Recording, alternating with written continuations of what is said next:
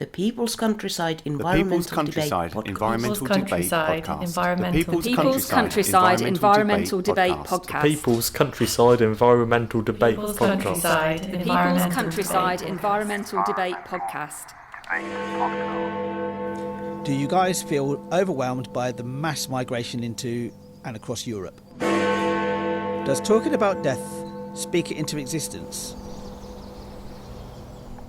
This is the People's Countryside Environmental Debate Podcast. He is. I'm William Ankler, and we've got no Alex Calfan this time. So yeah, nobody in the listener's chair. Any Alex Calfan fans out there? Tough. Yeah. And I'm Stuart the Wild Man Mowat, the other co-host. Listeners send in questions for us to conversate around. Not always to do with the environment, but we all try and bring an action back to the environment in some way. You guys have taken us this podcast in the direction you want it to. We don't see the questions before we press record. We're not the go-to experts. We're the go-to guys who are willing to explore things cold and change our minds as we go through. And sometimes you're confronted with the question, Stuart, of that. There's been a couple of times where I've looked at the question and I'm just being... I have to taken about like 30 seconds to even begin to think about what the subject is.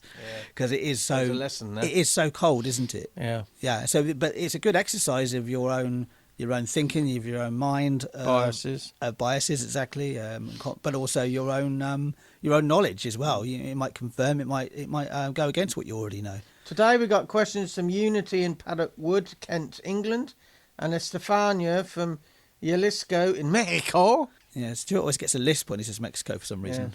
Yeah. No idea why. Shall I read out the first question? Yeah. Unity, thanks so much for your question once again. This is not your first question. Unity's question then. Do you guys feel overwhelmed by the mass migration into and across Europe? Many react when cultures collide in these situations. We don't think about the countries these migrants are leaving behind, as often it can be the brightest and the best that are leaving out of desperation, heading for beacons of better lives. There may also be darker reasons too. Those left behind can include the weak, who have no support. We need to support these countries as they rebuild and manage the drivers that lead to others leaving. This is just the start of modern mass migration. Yeah, there is. I mean, I'll go to start from the bottom there. Yeah, it is mass migration currently. It's because there's lots of things happening in the world. I mean, look what's happened in Afghanistan. Look what's happened. Look's happening in Ukraine. There's so much going on. There's conflict in the world. The question at the start is, do you feel overwhelmed? Do you feel overwhelmed? Me? No, not at all, no. I feel overwhelmed by, you have to manage feeling overwhelmed. I have a tendency, if I allow myself to feel overwhelmed, by the division and narrow-mindedness in all cultures. Whether or not that's about mass migration is another matter. But do I feel overwhelmed? Will I manage it? It's interesting you say many react to when cultures collide. Absolutely. We are millennia away from evolving away from that tribalness, if not longer, because I think it's even longer. I think it's built innately into us to not trust something that's different, and I think that often the difference between I would say somebody who's just living their normal life and potentially becoming a racist is that you'd see that difference, but you just see past it and actually see the person that stood in front of you. Still, they are still a person. They've pretty much got the same needs that you have. And treat them that way. And again, you might learn something from them and they might learn something from you. You need to be open with that. I like this bit in the question. It says, we often don't think about the countries migrants are from, as often it can be the brightest and best leaving out of desperation. And so the people left behind can be the weak who have no support. Yeah, I mean, we have to look at the drivers of what's driving this. And it's not a simple answer. And there are going to be some parts of the world that are not livable. Where are those people going to go? There is also, that's driving people to leave. But also we're thinking, what's driving people to make the decision of where they're heading to when they leave? So, there's lots going on there. But ultimately, the question is, do we feel overwhelmed? I don't feel overwhelmed. I feel overwhelmed by the division that's. You shouldn't. You're not encouraged to say this, but I just see the 1930s happening all over again in Europe. Yeah, and if we're not careful, we're going to have another Hitler. It's building up walls between cultures. One stat I did see recently, in fact this morning, was that somewhere in the region of so if you take the migration into the UK, and those people that I would say are unfortunate to arrive on the boats from across the English Channel, make up something like 0.5% of the total migration into the country. So it's like that has been literally inflated, and now that's a bad pun, but it's been inflated to make it sound worse than it actually is, and it's been inflated by the people that want to push this rhetoric of mass migration being the bad thing. We do need migrants, and you can actually see it because post Brexit, the government actually realised that we don't have these people working here anymore. The Europeans have gone home. They need to encourage people from other parts of the world to come and do our work, to do the work. Like if you go into all you have to do is walk into any hospital and see just how much migration helps the NHS, for example. It's as plain as the nose on your face, and how important it is. That's why I don't feel overwhelmed by it. And yet we want to, when we make a bit of money, we want to go off to Spain or something and set up our own little enclave there and not mix with the local people. Exactly, yeah. So and we don't see ourselves as migrants in that situation when we quite clearly are. Yeah, we don't learn. They don't come over and don't know the language. Yeah, but have you learnt Spanish? Well, no, I haven't, because I can just speak to my neighbour who speaks English. Well, you shouldn't be there then, should you? By that metric. So, environmental action. I like the whole idea of being overwhelmed, and that being part of the action. You can feel overwhelmed by managing the sense of overwhelm. Then, yeah, managing. You can feel overwhelmed by the whole climate crisis. Which is a natural stepping stone to doing something about it. Yes, but what I always like to think is when I start to feel overwhelmed by something, whatever it is, it could be on a small scale, on a larger scale, is you just break it down into much smaller bits. And the thing about the climate crisis is for example, what can you do to actually go out there to make some change in your life? What can you do right now? If you think about there's this whole idea of migrants are coming over and they're taking the resources and nothing's really happening, and this whole area is downtrodden and dilapidated. For example, I've seen so many posts saying, well, if you're so concerned, then spend some time in your local community centre. Spend some time speaking to people in the street. Spend some time actually helping fix these things. We maybe shouldn't be doing it because that's what we pay taxes for, but actually go out there and do something. You could, as an environmental action, you can go out there and do something yourself. You can be part of a bigger group, but you can do something locally and small in your area. My action would be, so you're sat on a bus,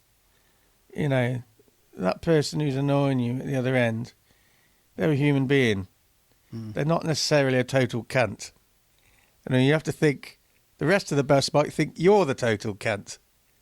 So it's perception. Yeah, I'll edit that one out. No, I don't think you will. We're going to move on to, because I've said you don't think you will. You'll have to edit all this out as well. Yes. So we're going to Estefania's question from Jalisco, Mexico. Yeah. Not entirely sure how you pronounce the J there. Estefania's question: does talking about death speak it into existence? Is that why some cultures don't discuss it? I've heard this said before. You manifest. Noel Edmonds would say this. You put it out in the universe and you attract it. So talking about it, some people would say, "Oh, talking about it, you attract it." But it's going to happen anyway. You don't need to manifest it. Carelessness can lead to stuff. But talking about it, if you talk about it, you can do something about it. I don't think it brings it into existence by talking about anything, because it's already there. If you believe anything exists. That brings up the subject of superstition then, doesn't it? Because this is what it really is. It's superstitious not to talk about And taboos, yeah. Taboos and superstition, yes. But if we take about I'm going to talk about superstition in particular. We are superstitious people. We're superstitious being. The one thing I've been told, and it's not about death exactly, is I've been told off for saying, "Oh, it won't rain today." "Oh, don't say that. You'll tempt fate." It's like, well, no, I won't tempt fate. It's called weather. I've looked at the forecast and it says it's not going to rain today.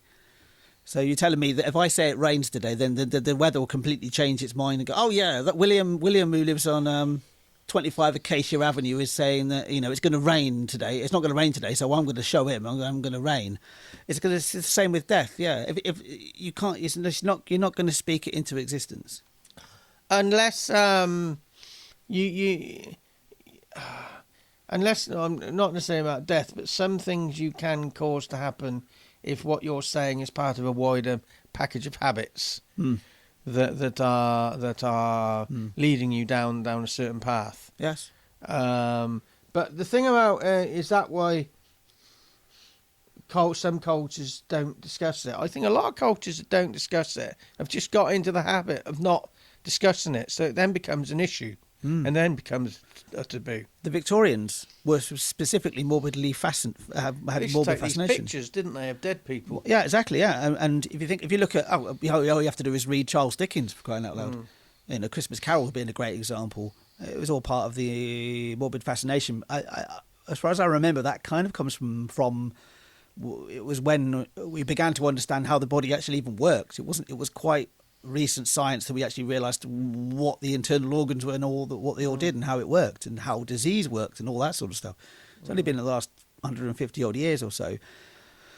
But yeah, I think it sits in superstition more than taboo. Now, people don't talk about it because it is a taboo subject. It's used as the phrase "oh, they passed away" is used so often, and it's a bit of a bugbear of mine, a very big bugbear of mine, is that why don't you just use the word death? Whenever I talk about, so my mum died a couple of years ago, and whenever I talk about it, I delicately use the word death because I know how much it can put people on can stress people, can upset people, but I have to use that word because that's what happened. Don't get excited about these things. You're too passionate. Yeah, what, are you talking about me in particular? No, I'm just using things that bug me. Oh, right, Excitement and passion. Yeah, passionate. But I did see iconic is the other one. But yeah, there's nothing wrong. I think it's really a good idea to talk about death and to introduce it as early as possible in somebody's life, that idea, and understand that it's just part of life. No matter what your beliefs are, what happens after death. There are hidden consequences of introducing it early, but they're just a natural flow of things. It's like, for me, I was introduced to death very ridiculously early. So I had no real affiliation with the people I grew up with because they had fashions and fads, and I just thought, this doesn't matter. No. And I've always had a problem, you would call it a problem, latching on to things because I think, well, this doesn't matter. But actually, is that a problem? Because then you filter out the stuff that doesn't matter. But everything. One of my actions is just to remember everything will eventually end. Everything ends, and it sounds really morbid and it sounds really dark, but actually, it's also very light and very bright. Because if you think about if you're sat in a room with somebody who means something to you, express that to them because you might not get the opportunity in the future. And relish in the fact that you're existing right now. No matter what your experience is right now, you are existing. You are alive. My action would be filter out the stuff that doesn't matter. And you'll begin to realise very little does matter. It's all distraction.